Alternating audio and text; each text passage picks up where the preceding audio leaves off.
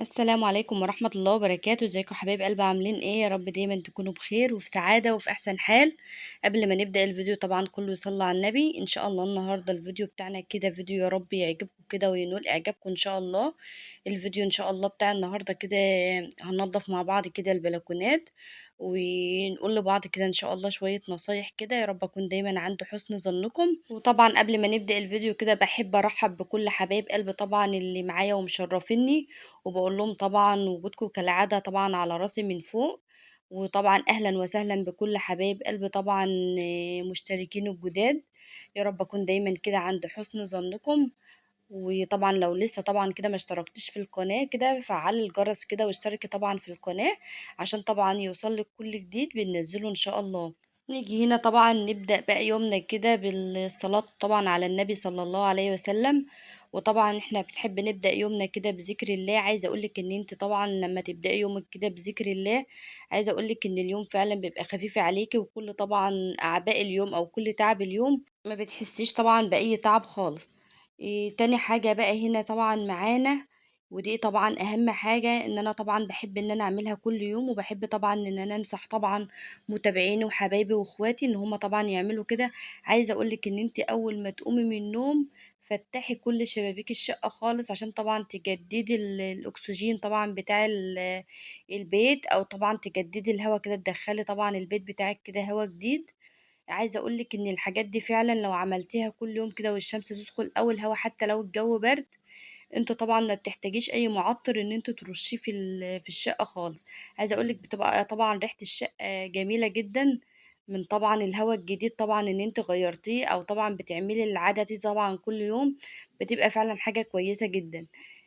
تاني حاجة طبعا معانا أو تالت حاجة كده طبعا معانا، إن انت طبعا لو لبس أطفالك مليان بقع وانت طبعا بتغسليه، عايزة أقولك كده في طبعا نصيحتين. النصيحة طبعا اللي أنا دايما ماشية بيها على طول، إن أنا طبعا بجيب صابونة من اللي هي بتاعت المواعين اللي هي السمرة دي اللي احنا طبعا عملناها كده في فيديو مع بعض. عايزة أقولك إن انت تجيبي لبس أطفالك كده او اي لبس عندك فيه اي بقع، وتبداي ان انت كده ترغي عليه من الصابونه دي وتسيبيه طبعا شويه، وبعد كده طبعا بتغسليه. عايزه اقولك ان فعلا النظافه بتاعته بتبقى جميله جدا. تاني حاجه برضو دي حاجه جميله جدا، ان انت طبعا بتحط على البقعه دي شويه ملح ليمون وشويه بيكربونات الصوديوم او كربوناتو زي ما بتسميه، وبتسيبيه طبعا شويه وبعدين بتغسليه. عايزه اقولك ان برضو بيطلع البقع اللي في الملابس، وبتبقى طبعا فله كده شمعة منورة. انا طبعا بحب ان انا انصح طبعا كل حبايبي واخواتي لو جربت اي حاجة كده معايا وبتبقى طبعا ولاقيها طبعا كويسة معايا او جابت نتيجة، بحب ان انا انصح حبايبي واخواتي بيها. طبعا تالت حاجة ان احنا او رابع حاجة طبعا ان انت تهتمي طبعا بجمال مطبخك. نهتم بجمال مطبخنا ازاي؟ ان انا عايزه اقولك ان طبعا الخلاط او العجان او الكبه طبعا عليه استخدام كتير طبعا في المطبخ، وطبعا ممكن ان هو يتراكم عليه كده بعض الزيوت. عايزه اقولك بقى على حاجه حلوه اوي انا جربتها وجابت معايا نتيجه حلوه اوي. هتجيبي كده بخاخه وتحط فيها شويه ميه وشويه ملح ليمون ومعلقتين خل كده، وتبداي ان انت ترشي الخلاط او الكبه او الحاجه بتاعتك دي، وتبداي ان انت تجيبي فوطة ناشفة وتنشفي بيها الحاجة. عايزة اقولك بتبقى بتلمع وبتبقى جميلة قوي، وكأنك طبعا اول مرة هتستخدميها، ميبقاش عليها زيوت خالص، وبتبقى فعلا جديدة جدا كأنك لسه مطلعاها من الكرتونة بتاعتها. نيجي هنا بقى لخامس حاجة، طبعا تنظيف التلاجة. عايزة اقولك ان انتي طبعا ما تنسيش تنظيف التلاجة طبعا كل اسبوع. نحاول ان احنا طبعا نطلع كل الاكل اللي فيها او بواقي الاكل بمعنى اصح، ونبدأ ان احنا كده ننضفها كده تنظيفة سريعة. وبعد ما ننضفها هنجيب طبعا قطعة من الفحم، انا بحب ان انا اعمل كده على طول. باجيب كده قطعة من الفحم وابدأ ان انا بعد ما نضفتها خالص كده وعقمتها وبقت ريحتها حلوة، هجيب طبعا قطعة الفحم دي احطها في طبق او احطها على منديل، واسيبها طبعا في قلب التلاجة تمتص اي روايح بتبقى في قلب التلاجة، وفعلا بتبقى جميلة جدا. الفكرة دي ممتازة جدا. نيجي هنا بقى لسادس حاجة، طبعا لو البانيو او الحمام بتاعك او الحوض او الحنفيات طبعا مجيرين، هقولك على حاجة كده فعلا انا جربتها وجابت برضو معايا نتيجة حلوة.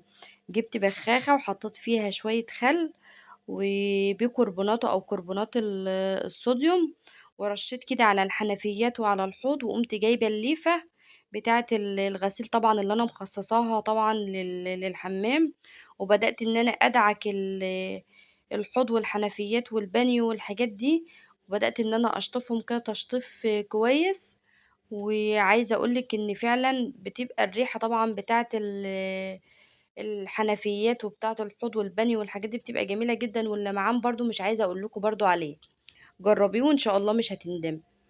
نيجي هنا بقى لسابع حاجة، طبعا لازم نهتم طبعا بنظافة البوتاجاز بتاعنا. عايزة اقولك ان نظافة البوتاجاز دي فعلا عنوانك في المطبخ، ان انت طبعا بعد ما تخلصي الاكل بتاعك هتبداي ان انت طبعا وهو سخن كده هتبداي ان انت طبعا بالبخاخه بتاعتك اللي انت طبعا حاطه فيها شويه خل وكربونات وكده، وتبداي ان انت ترشي كده على البوتاجاز. عايزه اقولك ان انت برضه ممكن تزودي عليها شويه مسحوق كده من بتاع غسيل الاطباق، وترشي كده على البوتاجاز وبفوطة كده ناشفة أو منديل، وتبدأي إن انت تمسحي البوتاجاز أو سطح البوتاجاز أو الإزاز، أي حاجة انت رشيتي عليها. عايزة أقولك إن هو ما بتراكمش عليه دهون خالص. طبعا لما تمسحيه بعد كل أكل طبعا بيفضل نضيف وبيقعد معاكي عمر أطول. وطبعا احنا لازم يا حبايب قلب نحافظ طبعا على حاجتنا، وعايزة أقول لكم إن أي حاجة في المطبخ هي عنوان طبعا الست الشاطرة. نيجي كده بقى لآخر نصيحة معانا، لو الأبواب طبعا بتاعة الأوض بتاعتك طبعا مش نظيفة، أو الأكر طبعا بتاعة الباب، عايزة أقولك برضو على حاجة حلوة برضو أنا جربتها وجابت برضو معايا نتيجة حلوة جدا. هنجيب بخاخة ونحط فيها أي نوع من مسحوق الملابس، وشوية ملح ليمون وشوية معطر كده عشان طبعا الريحة تبقى حلوة. وعايزة أقولك إن هي مش هتبوظ الخشب خالص، لان انت طبعا هترش عليها على طول وبفوطه كده ناشفه، وتبداي ان انت تمسحي. عايزه اقولك ان هو فعلا هيبقى فله كده شبه منوره. عايزه اقول لكم ان انا هنا طبعا كنت كده مسحت البلكونات او غسلت كده البلكونات كده، غسلتها طبعا كده ونضفتها كده تنظيف عميق. عايزه اقول لكم ان انا ممكن اعمل العمله دي في البلكونات ممكن كل اسبوع، بس انا طبعا بتبقى كالعاده عايزه تتعمل كل يوم، عشان احنا طبعا كده في الهو او على الخلا كده في وسط الاراضي الزراعيه. عايزه اقول لكم ان التراب طبعا ما بيسيبناش خالص. طبعا يا رب اكون دايما كده عند حسن ظنكم، يا رب اكون فدتكم كده ولو بمعلومه بسيطه. وطبعا حبايب قلبي ما تنسونيش طبعا باللايك الجميل بتاعكم. عايزه اقول لكم ان انتوا يا جماعه اول ما تدخلوا كده الفيديو حاولوا ان انتوا تحطوا اللايك على طول، عشان اللايك هو اللي بيرفع الفيديو. وطبعا التعليقات طبعا الجميلة فضلا طبعا وليس أمرا. عايزة أشوف كده رأيكم الحلو كده في التعليقات، والسلام عليكم ورحمة الله وبركاته.